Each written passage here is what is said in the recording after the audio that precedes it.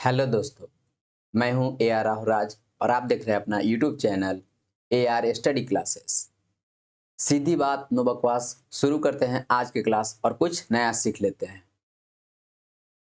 पिछले क्लास में हम लोग केस टेबल तक पढ़े थे और आज के क्लास में हम लोग एक्सेप्शन ऑफ केस टेबल पढ़ेंगे, यानी एक्सेप्शन ऑफ केस टेबल। देखिए, एक्सेप्शन ऑफ केस टेबल को स्टार्ट करने से पहले हम लोग थोड़ा सा केस टेबल के बारे में देख लेते हैं। तो देखिए, पिछले क्लास में हम केस टेबल को बहुत अच्छे तरीके से याद करने का तरीका बताया था। उसमें सबसे बढ़िया तरीका क्या बताए थे कि इसको एक एक लाइन करके आप याद रखिएगा। इस जैसे फर्स्ट पर्सन में सिंगुलर में क्या होता है, प्लूरल में क्या होता है। जब ये पूरा याद हो जाएगा सिंगुलर और प्लूरल, उसके बाद हम बढ़ेंगे सेकंड पर्सन में। इस तरीका से करके आपको याद करने का तरीका बहुत अच्छे से आपको पिछले क्लास में बताया था। तो अब आप इसका एक्सेप्शन थोड़ा देखेंगे। एक्सेप्शन क्या है, क्योंकि बहुत इंपॉर्टेंट चीजें है कि एक्सेप्शन भी जानना बहुत जरूरी है, क्योंकि ग्रामर में यूज करने से ज्यादा बेटर है उसको आप अच्छे से समझिएगा, तब तो अच्छे से यूज करिएगा। तो देखिए, सबसे पहला एक्सेप्शन क्या है। तो पहला बोल रहा है कोची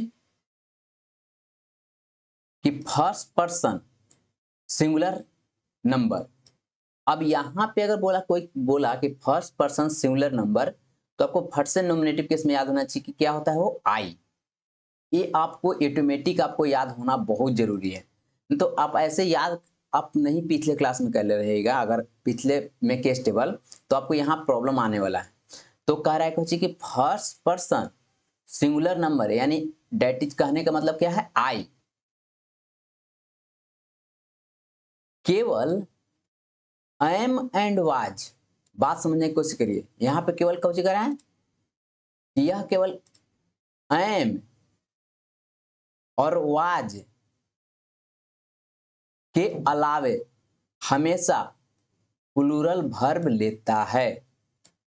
एक लाइन आपको याद रखनी पड़ेगा कि जो कि फर्स्ट पर्सन सिंगुलर नंबर, यानी कि आई कह सकते हो कि आई केवल एम और वाज के अलावा हर जगह वर्ब क्या लेगा, वो प्लूरल फॉर्म में लेगा।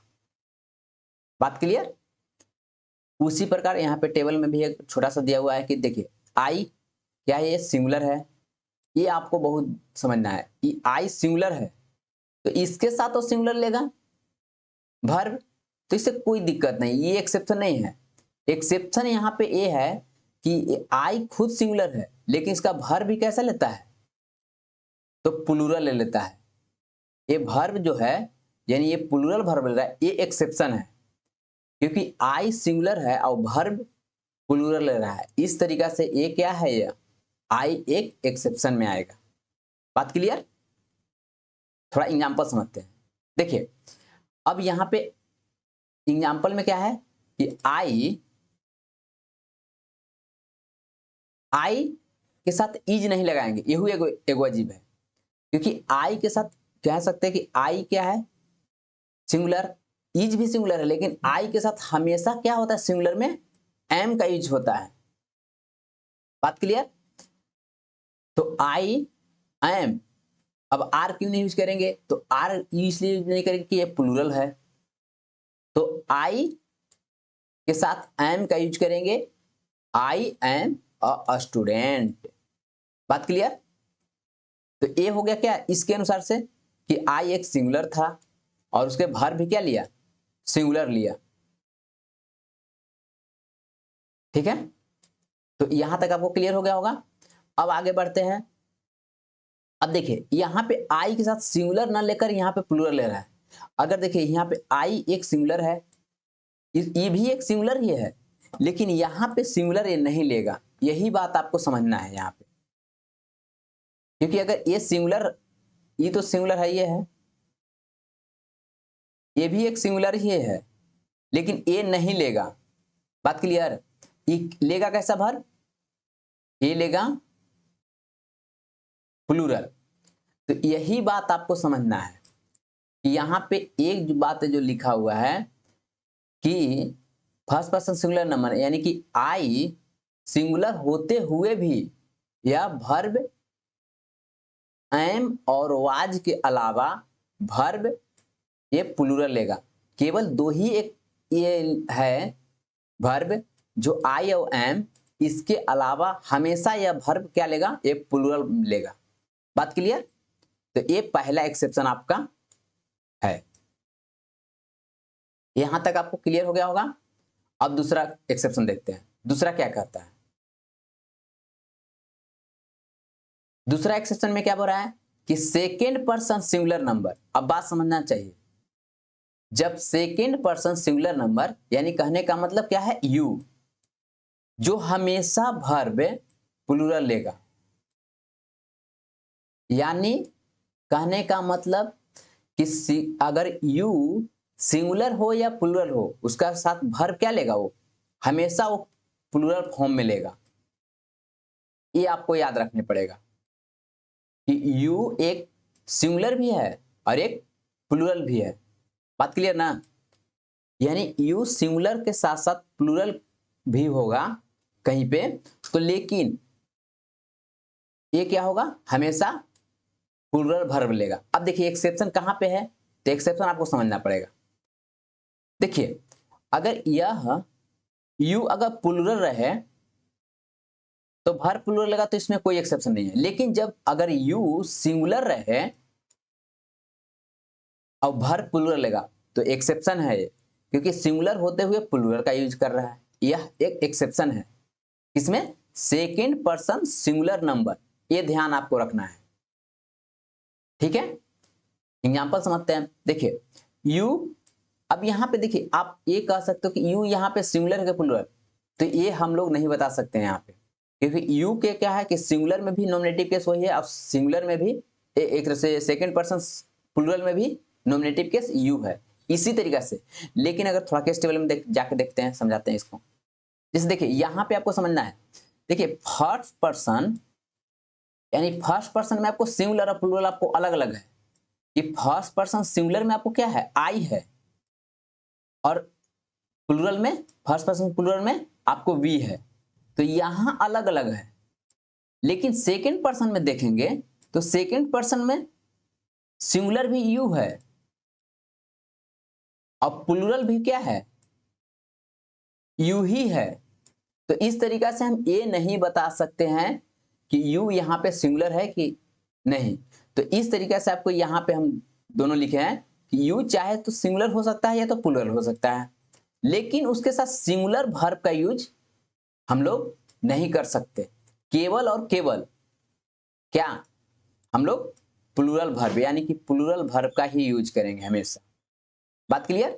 तो इस तरीके से यू है व कार। आगे पढ़ते हैं फिर से, ई लाइन को एग्जांपल देखते हैं। यू एक सिंगुलर और प्लूरल दोनों हो सकता है, अभी बताएं। देखिए यहां पे भी आर क्या है, एक प्लूरल है। इसके साथ यू के साथ इज लगा सकते थे, लेकिन यूज नहीं लगा, सिंगुलर है। एम, एम भी नहीं लगा सकते, वो भी सिंगुलर है। इस तरीके से आर क्या है, एक प्लूरल है। तो ये भी एक तरह से क्या है कि ये भी एक्सेप्शन के तहत है कि सिंगुलर होते हुए भी ये क्या, प्लूरल वर्ब का यूज कर रहा है। इस तरीके से आप समझ सकते हैं कि ये सेकेंड एक्सेप्शन यही है। ये आपको याद हो गया होगा कि सेकेंड एक्सेप्शन में क्या है कि second person singular number you एक सिंगुलर होते हुए भी प्लूरल वर्ब का यूज करता है। तो इस तरीके से आप एकदम डायरेक्ट समझ सकते हैं, यू के साथ हमेशा क्या, प्लूरल वर्ब का यूज करिए, आपको कभी दिक्कत नहीं होगा। यू के साथ हमेशा प्लूरल वर्ब का यूज करते हैं, बस एक बात। बढ़ते हैं आगे तीसरा एक्सेप्शन में।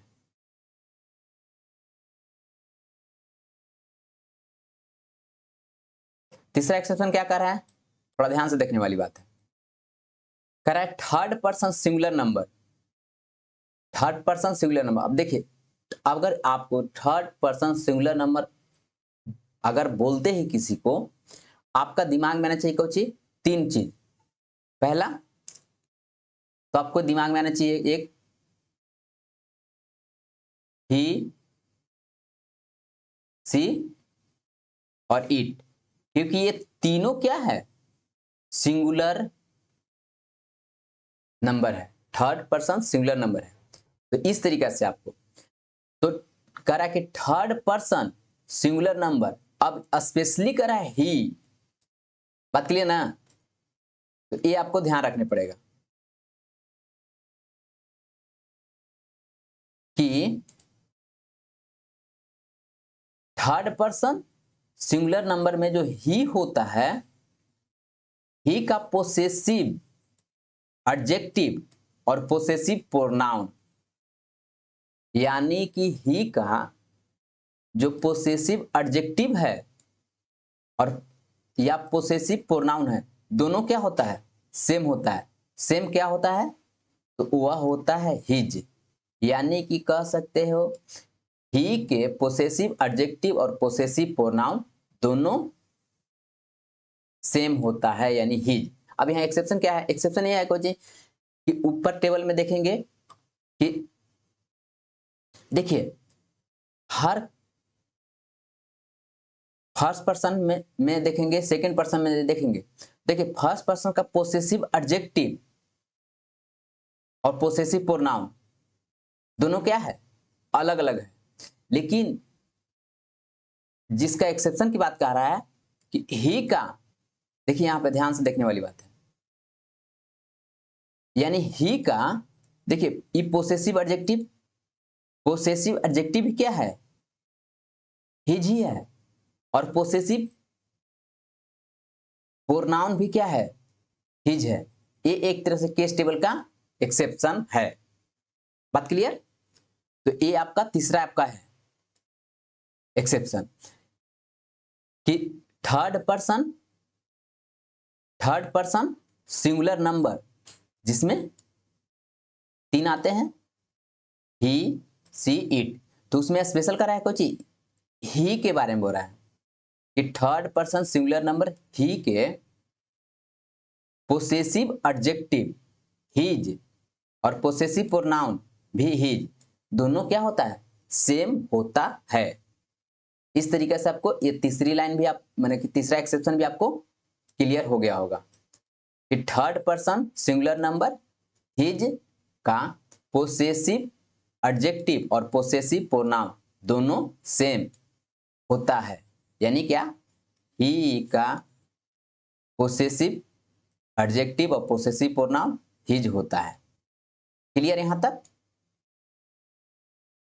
अब बढ़ते हैं अगला, यानी कि चौथा एक्सेप्शन की ओर।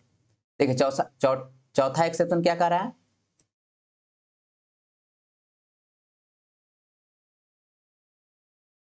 चौथा एक्सेप्शन भी वहीं से है, कह रहा कि थर्ड पर्सन सिंगुलर नंबर, अब स्पेशली किसके बात कर रहा है? सी के बात कर रहा है। इसके पहले आपको ही के बारे में बोल रहा था, लेकिन इस बार क्या बोल रहा है? सी के बारे में। इसलिए आपको बताए थे कि थर्ड पर्सन सिंगुलर नंबर अगर बोला जाए तो आपको तीन चीजें मैंने तीन को के याद में होना चाहिए, ही के बारे में, सी के बारे में और इट के बारे में। तो थर्ड पर्सन सिंगुलर नंबर ही के बारे में बोलेगा तो उसमें आपको याद रखना है कि पोसेसिव एडजेक्टिव और पोसेसिव प्रोनाउन आपको दोनों सेम होता है। क्या होता है? हिज होता है। उसी प्रकार आपको याद चौथा में एक्सेप्शन में याद करना है कि थर्ड पर्सन सिंगुलर नंबर यानी कि सी के बारे में आपको सुनना है कि सी का पोसेसिव एडजेक्टिव और पोसेसिव केस माने ऑब्जेक्टिव केस और पोसेसिव एडजेक्टिव दोनों क्या होता है? सेम होता है, जो कि क्या होता है? हर होता है। तो ये आपको याद रखना है कि सी का ऑब्जेक्टिव केस और पोसेसिव एडजेक्टिव दोनों सेम होता है। अब क्या होता है? तो हर होता है। थोड़ा देख लेते हैं इसे भी केस टेबल में। देखिए करा थर्ड पर्सन सिंगुलर नंबर, अब स्पेशली इसे बात कर रहा है सी के बारे में। तो सी का ऑब्जेक्टिव केस, देखिए ये ऑब्जेक्टिव केस है। इसका क्या होता है? यहाँ पे हर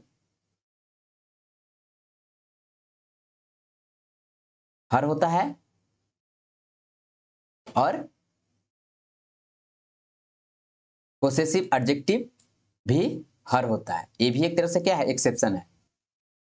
तो ये 4 पॉइंट आपको याद रखना है कि अब देखिए यहीं पे बताते हैं। पहला बताया गया फर्स्ट पर्सन सिंगुलर नंबर, यानी कि आई के बारे में बताया गया था कि आई क्या है, एक तरह से सिंगुलर है, सिंगुलर है। ये सिंगुलर केवल क्या, एम और वाज सिंगुलर लेता है, इसके अलावा कभी भी यह क्या लेगा, एक प्लूरल लेगा। यानी पहला एक्सेप्शन यही है। बात क्लियर। दूसरा एक्सेप्शन है कि सेकेंड पर्सन सिंगुलर नंबर यानी ए वाला, इस सिंगुलर होते हुए भी वर्ब क्या लेगा, ये हमेशा प्लूरल का लेगा। ये दूसरा एक्सेप्शन आपका है इसमें। तीसरा में एक्सेप्शन है थर्ड पर्सन में, थर्ड पर्सन सिंगुलर नंबर में,